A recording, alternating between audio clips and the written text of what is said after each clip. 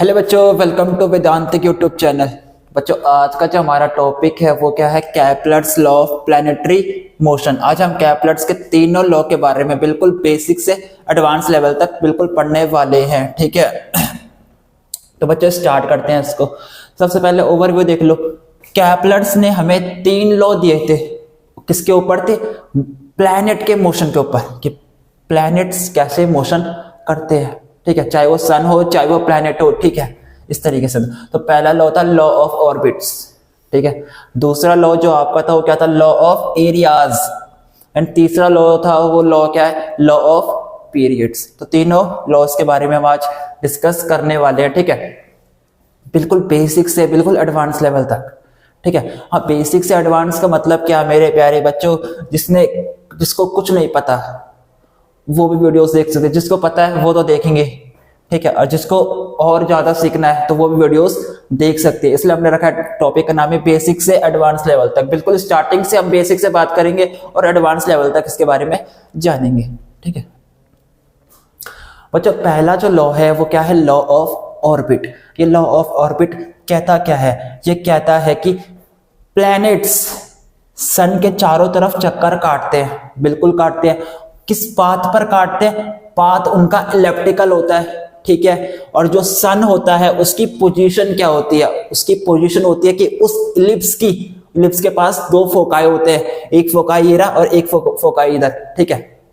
एक right hand side और एक left hand side.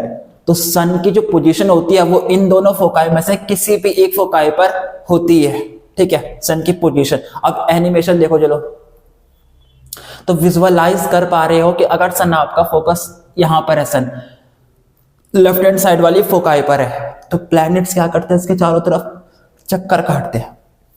Path circular नहीं होता। मैं पहले वापस बोल रहा हूं कि पाथ सर्कुलर नहीं होता। स्टार्टिंग में हम सर्कुलर लेते हैं। क्यों लेते हैं? कैलकुलेशन और अप्रोक्सीमेशन के लिए लेते थे, ठीक है बच्चों। तो लॉ ऑफ ऑर्बिट्स यही कहता है कि जो सन की पोजीशन होती है वो इलिप्स के या इलिप्टिकल पाथ के किसी एक फोकी पर सन क्या होता है? सिचुएटेड होता है। तो लॉ ऑफ ऑर्बिट्स हमको एक चीज हमें बता दी लॉ ऑफ ऑर्बिट ने, कि प्लैनेट सन के चारों तरफ इलिप्टिकल पाथ पर चक्कर काटते हैं। किस पाथ पर? इलिप्टिकल पाथ पर क्या चक्कर काटते हैं, ठीक है। तो इसको नोट करो। पहली बात क्या है? Planets revolve around the sun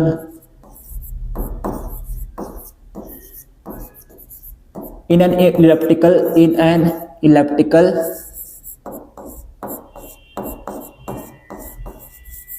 path, ठीक है। कैसा पाथ मेरे प्यारे बच्चों? Elliptical path. प्लैनेट सन के चारों तरफ चक्कर काटते हैं, उनका पाथ क्या होता है? Elliptical pathway. अब इलिप्स के बारे में आपको पता है, इलिप्स के पास दो फोकाई होती है। सेकंड बात, जो सन की जो पोजीशन होती है, सन कहां पर है? प्लैनेट चक्कर काट रहे सन के चारों तरफ, लेकिन वो सन है कहां पर, ठीक है। तो position of sun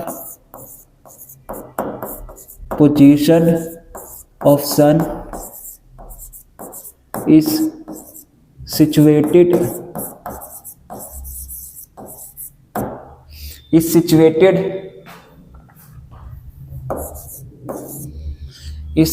between one of the two foci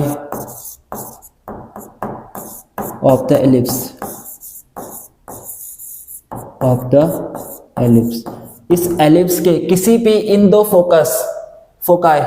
foci के किसी भी पोजीशन पे हो सकता है सन, चाहे वो इधर वाले फोकाई पर हो, चाहे वो इधर वाले फोकाई पर हो, ठीक है। बीच से देखोगे ना तो सिमेट्री आ जाती है, जितना इधर उतना ही इधर, ठीक है बच्चों। तो पहला ये था केपलर्स का फर्स्ट लॉ ऑफ ऑर्बिट। इसने बता दिया कि प्लैनेट्स सन के चारों तरफ कैसे चक्कर काटते हैं, इलिप्टिकल पाथ पे काटते हैं। इसने पाथ बता दिया और इसने सन की पोजीशन बता दी कि सन कहां पर सिचुएटेड है। इन दोनों फोकाई में से किसी एक फोकाई पर सन सिचुएटेड है, ठीक है बच्चों। अब हमारा नेक्स्ट लॉ जिसे कहते हैं लॉ ऑफ एरियाज। अब ये लॉ ऑफ एरियाज बताता क्या है? ये बताता है, मान लो कि ये सन है और ये प्लैनेट क्या कर रहा है, इसका चक्कर काट रहा है, ठीक है, ठीक है, ये है सन और ये एक प्लैनेट इसका चक्कर काट रहा है। इसने कुछ ना कुछ यहाँ पर टाइम इंटरवल लिया, इतना डिस्टेंस कवर करने पर या इतना एरिया कवर करने पर इसने कुछ ना कुछ टाइम लिया होगा। तो मान लेते हैं कि इसको कवर करने पर इसने क्या कितना लिया, टाइम लिया t1। कितना एरिया बनाया इसने बनाया a1 एरिया, ठीक है, t1 इसने टाइम लिया और a1 इसने क्या बनाया, एरिया बनाया। यहां पर जो टाइम लेगा, यहां पर उसने टाइम t2 लिया और एरिया कितना स्वीप किया, मतलब इस टाइम पर, इस टाइम इंटरवल पर वो उसने कितना एरिया बनाया। तो एरिया स्वीप कितना किया उसने, मान लेते हैं a2 इसने एरिया स्वीप किया।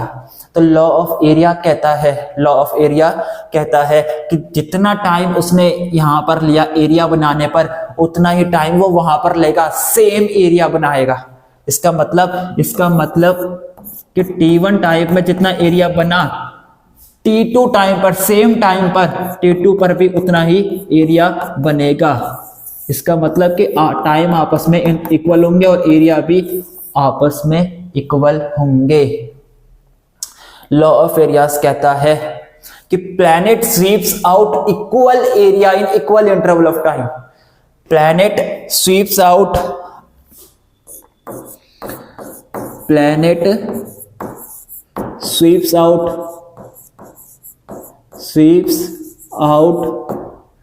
Equal area in equal interval of time, in equal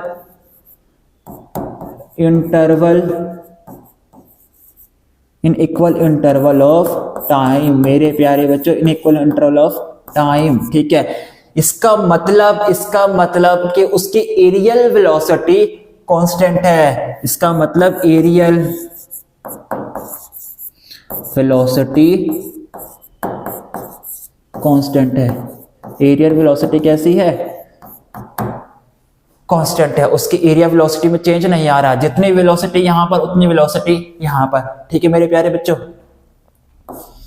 next चीज देखो कि इस केस पर उसका एंगुलर मोमेंटम भी कंजर्व रहता है।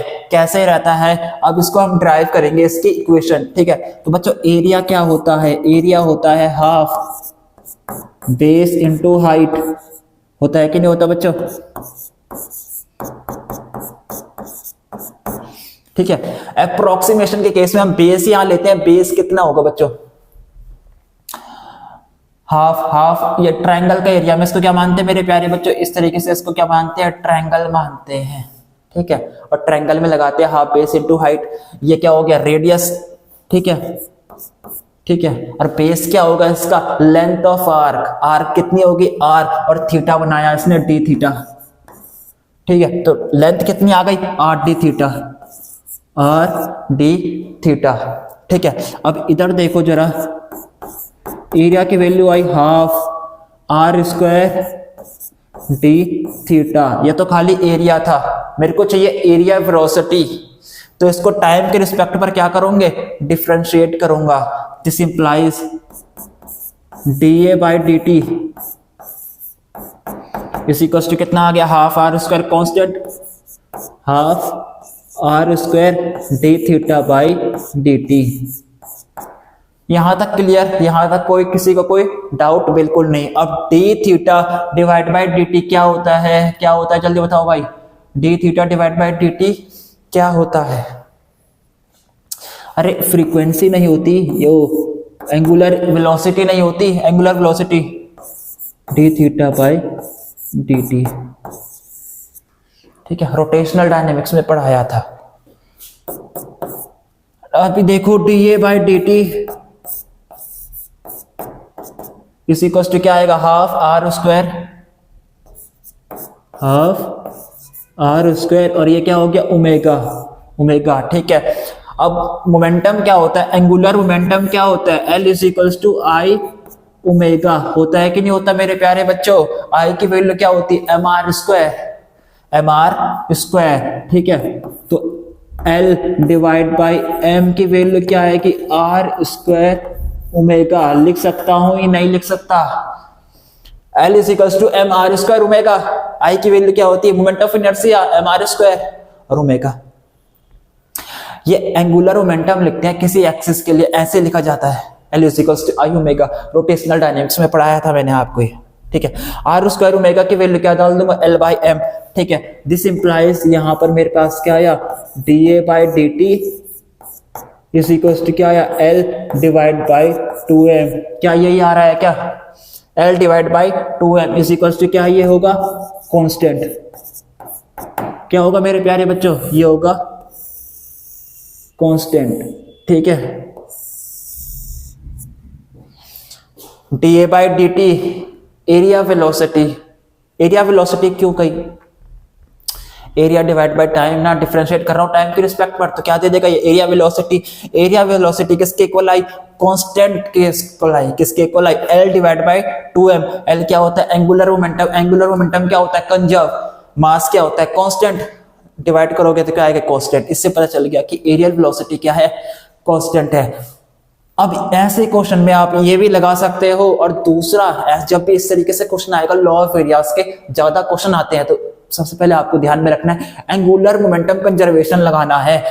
यहां पर एंगुलर मोमेंटम कंजर्वेशन लगाओ इस केस पर, ठीक है। जितना एंगुलर मोमेंटम यहां पर आएगा उतना ही यहां पर आएगा। ओमेगा वन वेलोसिटी से घूम रहा है, ओमेगा टू वेलोसिटी। आपसे पूछ रहा है कि ओमेगा टू की वेलोसिटी बताओ। जब प्लैनेट यहां पर है उसकी वेलोसिटी दे रखी है, ओमेगा एंगुलर वेलोसिटी से घूम रहा है, ठीक है। पूछ रहा है कि जब प्लैनेट यहां पर पहुंचा इधर, तो उसकी फ्रीक्वेंसी क्या हो गई? चेंज हो गई। एंगुलर एंगुलर वेलोसिटी क्या हो गई? चेंज हो गई। तो एंगुलर वेलोसिटी मांग रहा है ओमेगा टू, निकाल दो। कैसे निकालोगे? Angular momentum conservation, angular momentum conservation, चाहे आप वो लगाओ चाहे आप एरिया वेलोसिटी वाला फॉर्मूला लगाओ, बात एक ही है मेरे प्यारे बच्चों, ठीक है। तो ये था आपका law of areas. Law of areas कहता क्या है? एक बार फिर से बताओ मुझे, लॉ ऑफ एरियाज कहता क्या है? कहता है कि इक्वल टाइम पर प्लैनेट इक्वल एरिया स्वीप करता है। अगर उसने यहां पर 5 सेकंड पर 10 सेंटीमीटर स्क्वायर का एरिया बनाया, तो उसी 5 सेकंड पर यहां पर भी 10 सेंटीमीटर स्क्वायर का एरिया बनाएगा। समझ में आया? अब चलो थर्ड लॉ, कैपलर्स के तीसरे लॉ पर, जो क्या कहता है मेरे प्यारे बच्चों? Law of periods. Law of periods, ये कैपलर्स का ये थर्ड लॉ कहता है कि अगर आपके पास सन यहां पर है बीच पर इलिप्टिकल फोकी पर, ठीक है, इसके चारों तरफ कोई प्लैनेट चक्कर काट रहा है ऑर्बिट पर। किस पर? ऑर्बिट पर चक्कर काट रहा है। तो उस प्लैनेट का जो टाइम पीरियड होगा, उस प्लैनेट का क्या टाइम पीरियड होगा? उसका स्क्वायर, उसका स्क्वायर मतलब टाइम पीरियड का स्क्वायर, टाइम पीरियड का स्क्वायर, ठीक है। टाइम पीरियड का स्क्वायर किसकी डायरेक्टली प्रोपोर्शनल होगा?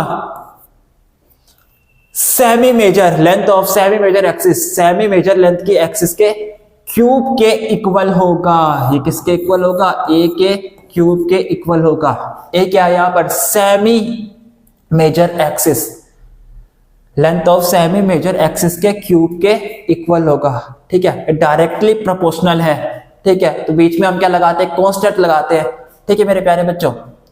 मेन चीज आपकी यही है कि लॉ ऑफ पीरियड्स क्या कहता है? लॉ ऑफ पीरियड्स कहता है कि सन अगर यहां पर है और प्लैनेट चारों तरफ उसके चक्कर काट रहा है, तो प्लैनेट का जो टाइम पीरियड होगा, टाइम पीरियड क्या होता है कि वो टाइम जिस पर प्लैनेट एक चक्कर काट लेगा पूरा, वो होता है टाइम पीरियड। यार अरे यार, अर्थ का टाइम पीरियड क्या? अर्थ मतलब एक चक्कर का, सूरज का एक चक्कर काटने पे अर्थ कितना टाइम लेती है, वो उसका टाइम पीरियड हुआ, ठीक है बच्चों। उस टाइम पीरियड का स्क्वायर, उस टाइम पीरियड का स्क्वायर डायरेक्टली प्रोपोर्शनल होता है, डायरेक्टली प्रोपोर्शनल होता है। किसके डायरेक्टली प्रोपोर्शनल होता है? जिस ऑर्बिट पर अर्थ सन के चारों तरफ चक्कर काट रही है, उस ऑर्बिट के पास क्या होती है, सेमी मेजर एक्सिस होती है, और उसी सेमी मेजर एक्सिस के लेंथ के या उसके क्यूब के डायरेक्टली प्रोपोर्शनल होता है टी स्क्वायर। इसका मतलब जो आपका टाइम पीरियड आया टू स्क्वायर वो डायरेक्टली प्रोपोर्शनल होता है ए क्यूब के। ठीक है, यही आपका लॉ ऑफ पीरियड है। ठीक है, semi major axis, length of semi major axis, a आपके क्या है, length of semi major axis. ठीक है मेरे प्यारे बच्चों। अच्छा, ये इसको अगर सॉल्व करना है ना, आप इसको इस तरीके से भी निकाल सकते हो। सेंट्रीपिटल फोर्स लग रहा होगा, सेंट्रीफ्यूगल फोर्स लग रहा होगा बेसिकली। ठीक है, ग्रेविटेशनल फोर्स लग रहा होगा इन दोनों के बीच में, और ये राउंड कर देना। अप्रोक्सीमेशन और कैलकुलेशन के लिए हम ऑर्बिट को कैसा मानते हैं, सर्कुलर मानते हैं। सर्कुलर मानेंगे तो जितना ग्रेविटेशनल फोर्स लगता है उतने ही सेंट्रीपिटल फोर्स लगता है, तो आपस में दोनों को क्या कर देंगे, इक्वेट कर देंगे, और आपको इस चीज की वैल्यू मिल जाएगी, t square is directly proportional to a cube. आपने आज तीनों लॉ सीखे, law of orbits, law of areas and law of periods. I hope आपको तीनों लॉ कैपलर्स के अच्छे से समझ आए होंगे। अगर आपको अभी भी इन लॉस में दिक्कत है तो कमेंट सेक्शन में आप बता सकते हैं कि हमें ये चीज समझ पे नहीं आया। ये कंसेप्ट है बच्चों, अब इस कंसेप्ट में कैसे आपको क्वेश्चन पूछे जाएंगे और कैसे आपको कंसेप्ट उन क्वेश्चंस पर लगाना है उन्हें सॉल्व करने के लिए, वो भी मैं सिखाऊंगा। एक क्वेश्चन वाली सीरीज में निकालूंगा बच्चों, ये पहले कंसेप्ट सीरीज में निकाला हूं। ठीक है, कि सारे आपको कंसेप्ट पढ़ाऊंगा, छोटे छोटे 10 मिनट के, 15 मिनट के, 20 मिनट्स के। ठीक है, आप जो कंसेप्ट सीखे हैं ना, छोटा सा, इस छोटे से कंसेप्ट के जो क्वेश्चन पूछते हैं वो क्वेश्चन पर कंसेप्ट कैसे लगाना है, उस क्वेश्चन पर कंसेप्ट कैसे लगाना है। आपने तो पढ़ लिया टी स्क्वायर डायरेक्टली प्रोपोर्शनल होता है ए क्यूब के, पर ये लगेगा कैसे, लगाना नहीं आ रहा सर, वो भी मैं सिखाऊंगा बच्चों। तो आज की जो वीडियो है वो यहीं पे एंड करते हैं। अगर आपको वीडियो अच्छी लगी हो तो अपने दोस्तों को, अपने फ्रेंड्स को ज्यादा से ज्यादा इस वीडियो का शेयर करो। अगर आप चैनल पर पहली बार विजिट कर रहे हो तो चैनल को सब्सक्राइब करना मत भूलना, क्योंकि ऐसे ही मजेदार वीडियोस आगे भी आती रहेगी। तब तक के लिए कीप प्रैक्टिस, कीप लर्निंग। ठीक है बच्चों, मिलते हैं नेक्स्ट वीडियो पर। Thank you.